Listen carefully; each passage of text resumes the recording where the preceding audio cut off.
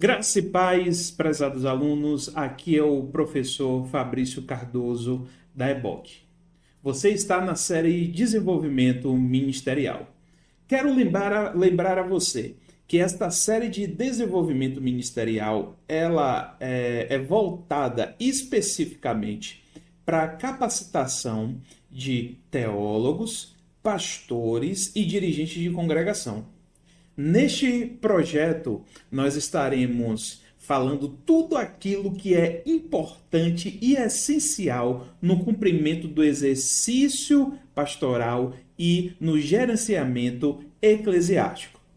Hoje estaremos abordando um tema de extrema importância sobre a atuação e o papel da igreja na terra.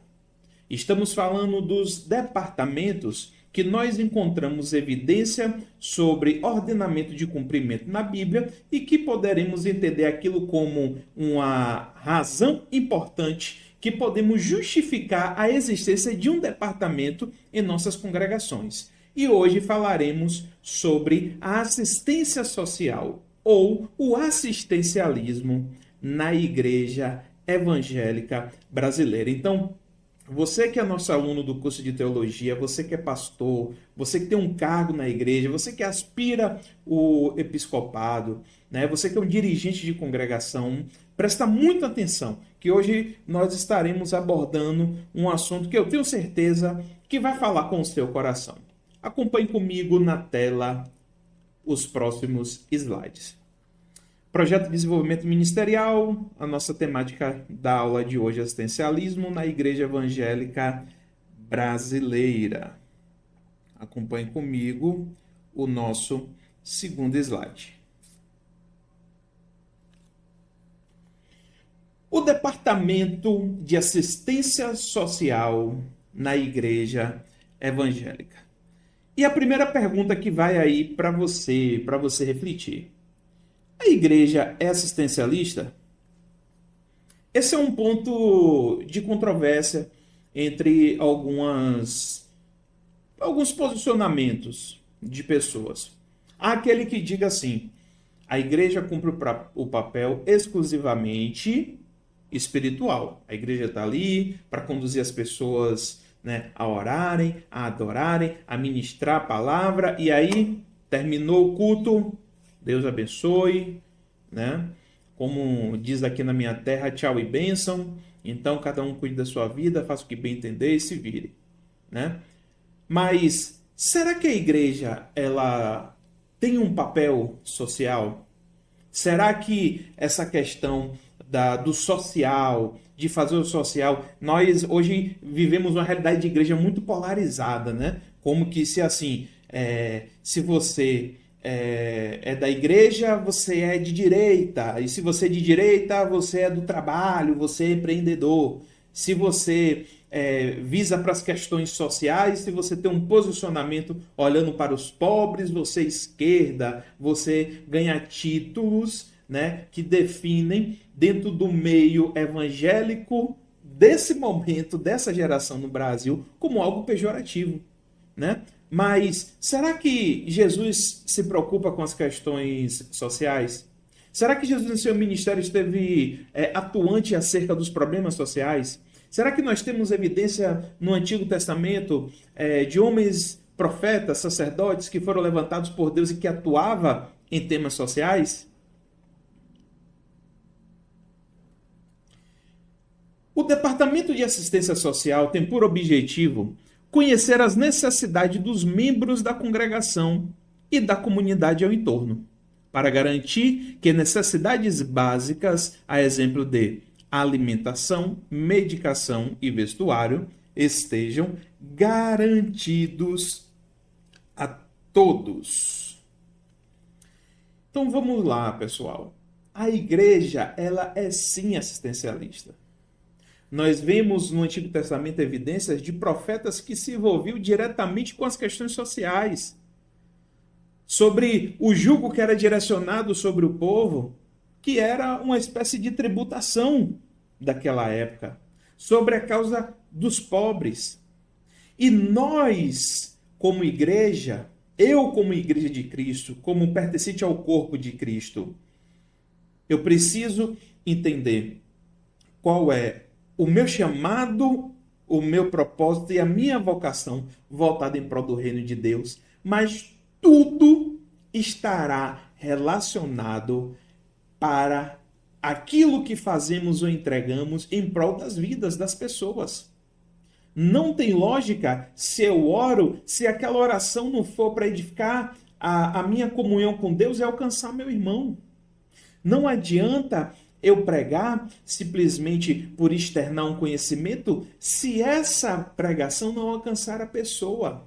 E outra coisa, nós não somos dotados somente de uma vida espiritual. Nós somos carne e osso.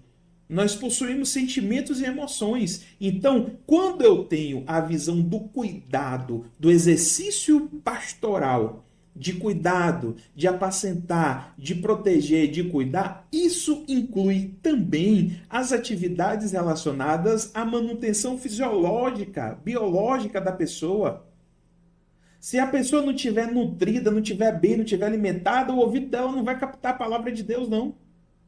Se a pessoa estiver doente, às vezes só a questão, eu quero que você entenda muito o que eu estou falando para você, certo? O que eu estou querendo dizer para você é o seguinte, a gente tem que entender a sabedoria que Deus direcionou sobre as nossas vidas. Então não adianta a gente deixar as ovelhas viverem de qualquer jeito, de qualquer forma, e quando estiver lá na ponta, doente, precisando de regulação, com a causa crítica, eu ir para a oração. Então, eu preciso cuidar dessa pessoa, orientando ela sobre as práticas e o estilo dela de vida. Se nós formos ver qual foi o projeto de Deus com Israel para retirar do cativeiro egípcio e levar o povo para o deserto para entregar a sua lei, era para direcionar uma forma de viver, um estilo de vida, estabelecendo uma cultura bíblica, uma cultura baseada na doutrina, na palavra de Deus, e isso incluía práticas alimentares, restrições, questões de higiene. Não é o nosso assunto aqui hoje, mas eu preciso deixar muito claro para você que nós precisamos orientar o nosso rebanho, nós como pastores, dirigentes, como líderes, aos cuidados fisiológicos. Se a pessoa não tiver acesso à moradia, se a pessoa não tiver uma alimentação adequada, se a pessoa não tiver uma utilidade para um trabalho para produzir seu recurso, para desenvolver habilidades, se ela não estiver bem consigo mesma, no corpo, na alma, essa pessoa não estará bem espiritualmente. Não adianta só eu direcionar a palavra bíblica e virar as costas para os demais, porque aí eu não cumprirei o meu papel, eu não cumprirei o meu propósito, não exercerei o meu chamado por completo.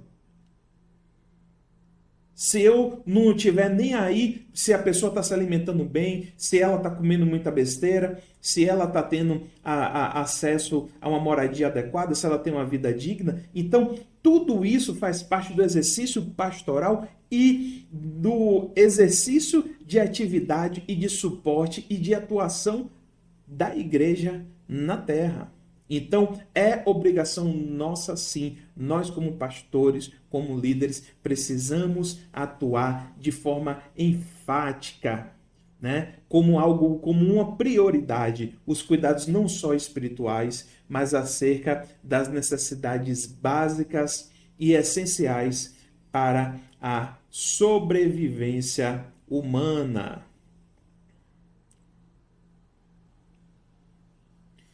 Mas garantir o social não é um papel do Estado? A igreja não deve fazer só o espiritual? Eu, como pastor, eu vou fazer só o espiritual. Eu vou orar, vou abençoar, vou aconselhar aquela pessoa. A obrigação das outras coisas é o Estado. Eu não pago imposto? Não, o Estado que se vire. As pessoas não foram eleitas, não estabeleceu o governo, vá lá, eles que se virem. De fato, o papel é do Estado. Segundo o artigo 6º da Constituição Federal Brasileira, de 88, são direitos sociais a educação, a saúde, a alimentação, o trabalho, a moradia, o lazer, a segurança, a previdência social, a proteção à maternidade e à infância, a assistência aos desamparados, na forma dessa Constituição. O direito da moradia é reiterado como dignidade humana. Então, como nós vimos aqui no artigo 6º da Constituição, não é só essas questões básicas que eu falei, como alimentação, como moradia, como vestuário, como questão de medicação, não. Uma série de outras coisas é papel do Estado e ainda tem mais. Olha lá, conforme o artigo 196, né, vai falar sobre a garantia de saúde e medicação. E o artigo 3º também vai falar sobre o combate à pobreza, que é uma forma de garantir uma vida digna. Então, fato, o Estado ele tem esse papel, ele tem essa obrigação. Nós, como cidadãos, no pleno exercício da democracia, elegemos os nossos representantes nos diversos poderes executivos e legislativos para que eles gerem as formas, o formato, as leis, os métodos para fazer que tudo isso se cumpra a todo cidadão brasileiro. Mas a grande pergunta que eu preciso deixar registrado com você. Será que o Estado ele cumpre o seu papel? Será que o Estado tem feito a sua parte com excelência? Baseada nas ocorrências de como nós encontramos as pessoas, da realidade, principalmente da maioria das igrejas. Às vezes a gente vê muita coisa na mídia, né, falando acerca das igrejas, de pastores, e disso e daquilo, mas quando nós vamos para o campo na prática, a maioria das igrejas, né, são compostas da grande maioria do brasileiro. Né? A maioria do brasileiro não é super rico, não é classe A, né? São pessoas humildes. Então, quando nós vamos para o ambiente eclesiástico, nós encontramos uma grande prevalecência de pessoas de acordo com a proporção, né, do poder aquisitivo relacionado à sociedade. Então, a verdade é que hoje no nosso país, a maioria das pessoas elas estão na classe pobre e na classe média baixa. Então, será que todo esse papel do Estado alcança todas essas pessoas? E onde é que entra a igreja nisso daí? Como que nós, como representantes, né, como representação da igreja, atuamos nisso daí? Como é que a gente trata essa situação? Né? Existe alguma evidência bíblica que nós podemos nos ater para ter uma razão e uma justificativa de posicionamento? O que faremos como igreja? Será que nós vamos cruzar os braços e reclamar do governo?